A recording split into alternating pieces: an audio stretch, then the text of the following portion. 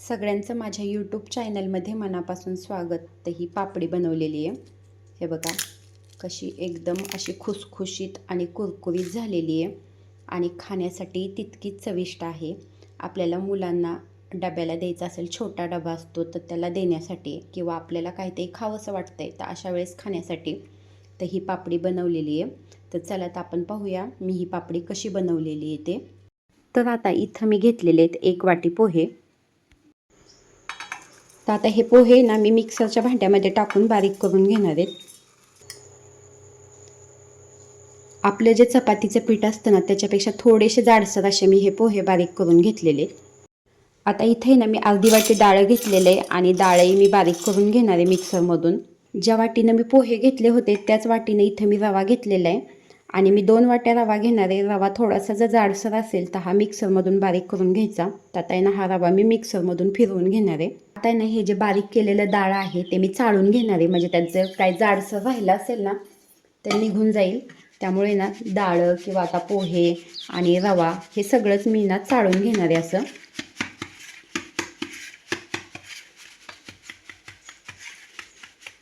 ह्याच्यामध्ये ना हे बघा असं थोडंसं जाडसर राहिलेलं आहे. तर आता हे सगळं मी काढून घेणार आहे. डाळ मी चाळून घेतलेले आहेत आणि आता हे 1 वाटीचे पोहे घेतले होते तेही चाळून घेते. त्यानंतर हा जो रवा आहे तोही अजून एकदा चाळून घेते. मिक्सरमधून मी बारीक करून घेतलेलंच आहे. तर आता हा असं चाळून घेते. तडका पॅनमध्ये मी 2 चमचे तेल गरम करून घेतलेले.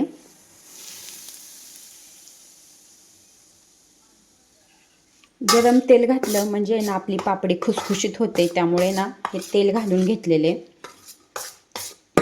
आणि ना आता ह्या पिठाला की नाही हे सगळं तेल छान असं लावून घेते. इथं मी एक मध्यम साईजचा बटाटा उकडून घेतलेला आहे. तर आता ना हा बटाटाही मी मिक्सरमधून बारीक करून घेणार आहे. एका वेळेस सगळा बारीक होत नाही, त्यामुळे 2 वेळा असा बारीक करून घेणार आहे. पिठामध्ये मी घालणार आहे अर्धा चमचा ही हळद, 1 चमचा लाल तिखट. तिखट आहे ना आपल्याला किती तिखट आवडतंय त्यानुसार तिखट घालायचं. तर मी 1 चमचा लाल तिखट घातलेले. हे आवश्यकतेनुसार मीठ घातलेले.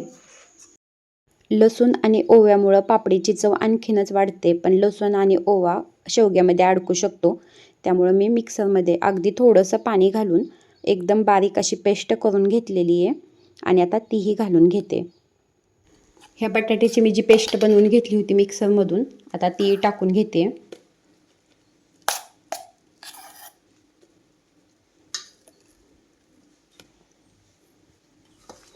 आता आहे ना हे पीठ मी अजिबात पाणी न घालता असं मळून घेणार आहे आणि आवश्यकता लागली तर मग ना उकळलेलंच पाणी घालणार आहे.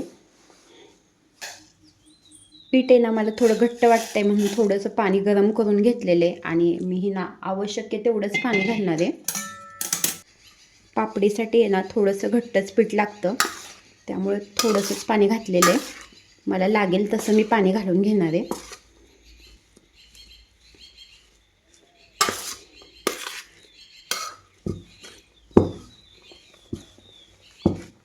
थोडंसं पाणी घातलं आणि बरोबर आता आहे ना पिठाचा गोळा होणं इतपत पाणी, म्हणजे थोडं थोडं पाणी घालून मी आता हे पीठ मळून घेतलेले.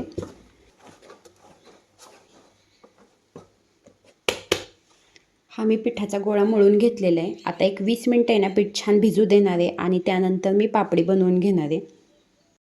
आता इथे ना मी शेवग्याची ही चकली घेतलेली आहे आणि थोडंसं असं आहे ना मी ह्या चकलीलाही तेल लावून घेतलेलं आहे. त्यानंतर थोडंसं शेवग्यालाही तेल लावून घेतलेलं आहे.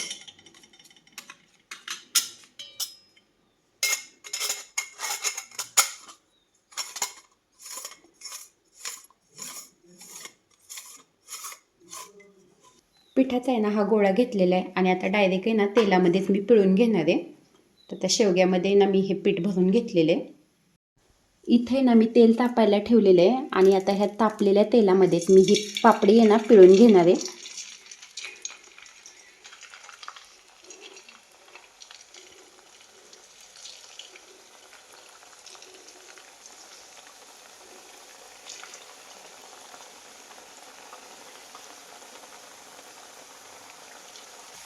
तेल ना चांगलं तापलेलं होतं, तर तापलेल्या तेलामध्येच मी पापडी सोडून घेतलेली आहे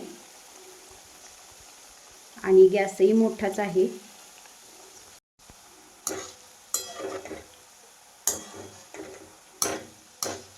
एक साईड आहे ना अशी तळली गेल्यानंतर दुसऱ्या साईडने मी असं तळून घेतलेले.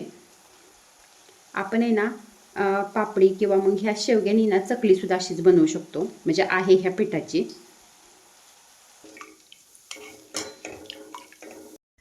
इथं तेलावरती छान कडक कुरकुरीत होईपर्यंत आहे ना मी हे असं तळून घेतलेले. आणि ना आता बाकीची पापडी अशी ना बनवून घेते.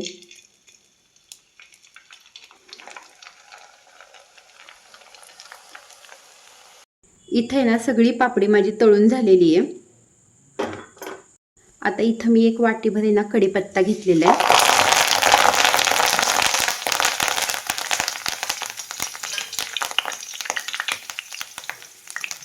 एकदम ताजा असा हा कढीपत्ता घेतलेला आहे आणि हा कढीपत्ता मी छान असा तेलामध्ये तळून घेणार आहे. कढीपत्ता आहे ना छान कुरकुरीत होईपर्यंत हा तळून घेतलेला आहे. आता कढीपत्ता काढून घेते. कढीपत्त्यातले हे सगळं तेल असं आहे ना निथळून घेतलेले. त्यानंतर ना इथं घेतलेले आहेत हे शेंगदाणे. हे शेंगदाणेही मी छान असे तळून घेणार आहेत.